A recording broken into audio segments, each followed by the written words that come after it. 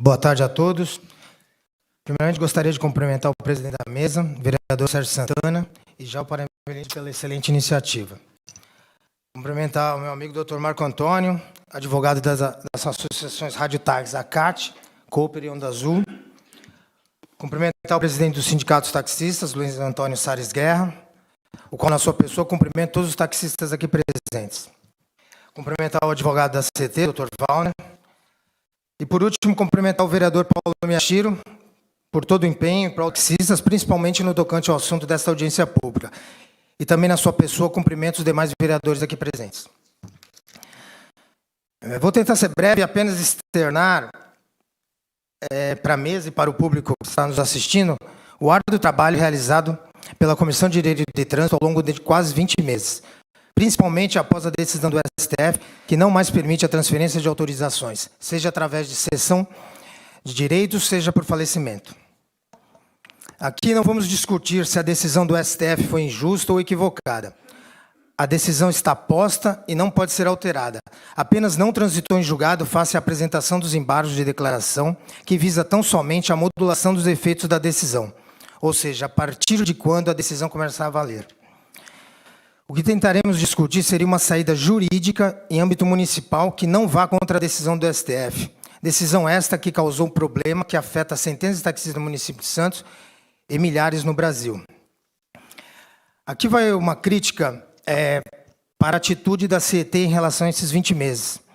Porque tivemos várias reuniões e havia uma possibilidade, pelo menos transitória, o que está sendo discutido hoje poderia ser tanto no âmbito nas reuniões, como através da comissão de transporte, que eu faço parte, que foi encerrada as atividades por causa da pandemia e até hoje não retornou. Então, precisamos da ajuda do Paulo Miyashiro e agora do Sérgio Santana, que estão empenhados em resolver, porque bastava, no meu entender, e da comissão da OAB, bastava a liberação de um alvará provisório para poder colocar essas famílias trabalhando nesse período depois da decisão do STF. E depois, se caso a modulação dos efeitos determinar uma data específica, ou a cassada, ou ela era efetivada. Então, tinha como resolver, e aqui vai a minha crítica a CT nesse ponto. Eu vou, para melhor entendimento, eu vou falar rapidamente a cronologia dos fatos, para vocês entenderem o que foi feito nesses 20 meses. Em 2020, devido à pandemia, a CT mudou o procedimento de entrada de processo, aceitando-os através de e-mail oficial, que antes era presencial, a entrada de processo de transferência. Dia 1º de março foi proferida a decisão do acórdão pelo STF, na DIN 5337. Em 5 de março de 2021, a CT Santos informou que os processos não seriam mais analisados e ficariam suspensos, ou seja, mesmo antes da publicação do acórdão.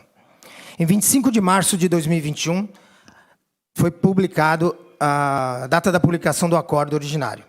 Em 11 de maio de 2021, tivemos a primeira reunião com o presidente da CT, presentes o vereador Paulo Miyashiro e eu, como vice-presidente da Comissão de Direito de Trânsito. O assunto foram a troca de módulos de vans do morro e a possibilidade de prosseguimento dos processos de transferência de táxi.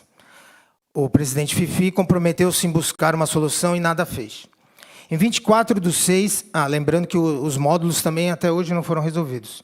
24/6 de 2021, o requerimento da Câmara de Santos, do vereador Paulo Miyashiro, número 3230, pedindo informações à CT sobre o atraso nas transferências de permissão de taxista. Esse ofício sequer foi respondido. Em 15/7 de 2021, com a reabertura do poupatempo, houve uma retomada do procedimento presencial, contudo, a CT passou a não receber novos pedidos de transferência de autorização de táxi, sequer receber os protocolos, ferindo o direito de petição. Em 14 de dezembro, esta comissão enviou e-mail para a OAB expondo a violação do direito de petição cometido pela CT Santos, que estava impedindo os cidadãos e seus representantes, despachantes, de protocolarem os pedidos de transferência de permissão para a exploração de serviços de táxi. À época, a CT sequer recebia pedidos em notório descumprimento do devido processo legal e ao direito de petição. Em 15 de dezembro, ao tomar conhecimento dos fatos, a OAB Santos expediu ofício 1120/2021, requerendo esclarecimentos da CET sobre a violação do direito de petição e sobre os processos de pedido de transferência de permissão que se encontravam sem movimentação, totalmente sobrestados, parados. Não foi respondido pela CET esse ofício. A OAB de Santos também oficiou a Prefeitura Municipal de Santos, na pessoa do prefeito, informando sobre a situação e requerendo posicionamento. Também não foi respondido pelo prefeito. Em março de 2022, apesar de não responder os ofícios, a CET passou a receber novos pedidos de transferência de autorização, mediante a assinatura de termo de ciência que o processo ficaria suspenso até a decisão, a DIN 5537. Eles começaram a aceitar da entrada no processo. Isso em março de 2022. Em 15 de março de 2022, diante da falta de resposta, a CET Santos, da CET Santos e da Prefeitura Municipal sobre os ofícios, estes foram reiterados pela OAB.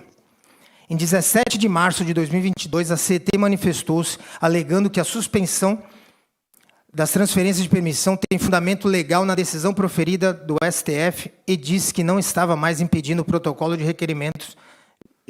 Já a Prefeitura não respondeu. Então, a CET respondeu que estava suspenso e a Prefeitura não respondeu, 17 de março. Em 13 de nove de 2022, novo requerimento da Câmara Municipal do vereador Paulo Miyashiro, número 4767, pedindo informações da CET Santos sobre como estão se dando as transferências, bem como as concessões e permissão das licenças de táxi.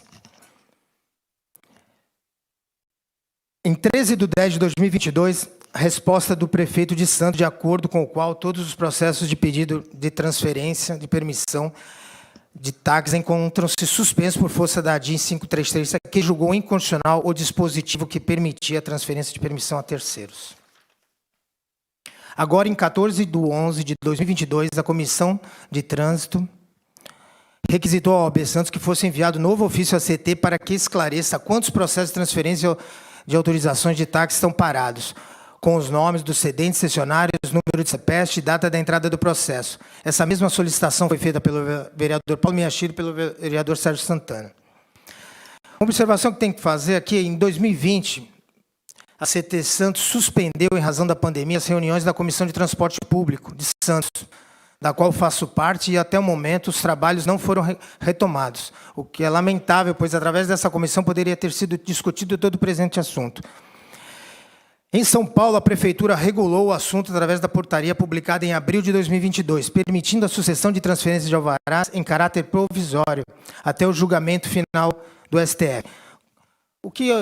Em resumo, o que a gente constata aqui, faltou vontade política da CET em resolver de forma precária, provisória, a situação principalmente das pessoas que adquiriram as licenças após a decisão do Supremo, que foi em 1 de março de 2021. Então, a gente está aqui exatamente para tentar, de alguma forma, uma forma jurídica viável, de âmbito municipal, resolver essa questão e também aguardar a modulação de efeitos da decisão do Supremo, que essa sim marcará terá um marco inicial do impedimento das transferências. É só. Obrigado. Que era possível, né? Os processos que estão parados. Então, aí eu discordo do nobre colega, porque sugestões não faltaram. Todo comerciante, vereadora, sabe disso? Todo comerciante, quando pretende exercer uma atividade, ele entra com processo e pega um alvará provisório. E exerce a atividade normalmente. E depois, lá na frente, ele torna definitivo. Então, uma saída para esse impasse seria exatamente autorizar provisoriamente, expedir um alvará provisório nos casos de transferências e as pessoas trabalham normalmente. E depois, se tiver uma modulação dos efeitos e marcar a data, você cassaria o alvará, sem problema nenhum. E o presidente, o Antônio Carlos, não cometeria nenhum ato de improbidade administrativa. E qual o sentido, né, que você falou, qual o sentido de efetuar essas transferências? O sentido é exatamente o taxista sobreviver. Porque é melhor ele trabalhar esses 20 meses parado do que ficar suspensa a transferência e agora Pode ou não pode. Então, pelo menos nesses 20 meses, ele estaria trabalhando, sustentando sua família. Então, essa é a crítica que eu faço e a falta de vontade política da CET, como eu já relatei anteriormente. Não, tem que saber. Agora é fora do quadro. O doutor Matos gostaria de alguma... Então, eu sou despachante, a maioria clientes aqui, e tem vários processos parados, suspensos na CET. A pergunta ali da Sônia, processos foram parados a partir de março, certo? E vários casos a gente precisa ter definição nesse fato modulador, como for, porque hoje o acesso à CET é muito complicado. E-mails não respondidos, tá? Acesso à área técnica, muito complicado, porque não tem respostas, né? A gente tem outros problemas a serem resolvidos, não é só a transferência. E as sessões, como o pessoal colocou, tem sessões registradas, né? Anterior, que foram protocoladas via e-mail, forçadamente por mim, né? Para que eles pudessem dar continuidade nas transferências. E hoje a gente tem vários casos de pessoas, de falecidos, com alvará judicial da época, autorizado pelo juiz, para a pessoa poder transferir. Então, já tinha um alvará judicial dando direito. Temos casos que foi apresentado a transferência e apresentado um veículo, porque o anterior já tinha... tem um prazo, né, para colocar o veículo, tem que ter no mínimo 8, foi prorrogado na pandemia para 10 anos de uso, e as radiostáticas, né, como todos sabem, é uma média de 3 anos só, né, para poder ter um carro decente. Então, tem pessoas que estão desde março, abril, com pedido de transferência, sem veículo, podendo trabalhar, porque não pode colocar o carro no nome dela. Porque o carro anterior já tinha sido vendido sem condições de trabalho. Então, assim, a pergunta já tem quase 2 anos que a gente tenta, através também da OAB. Então, assim, hoje está sendo dado respostas e posicionamentos que não se resolve nada. Então, tivemos que chegar até aqui, para alguma coisa acontecer, estamos nos mobilizando, mas isso não é para hoje, né? Para ontem.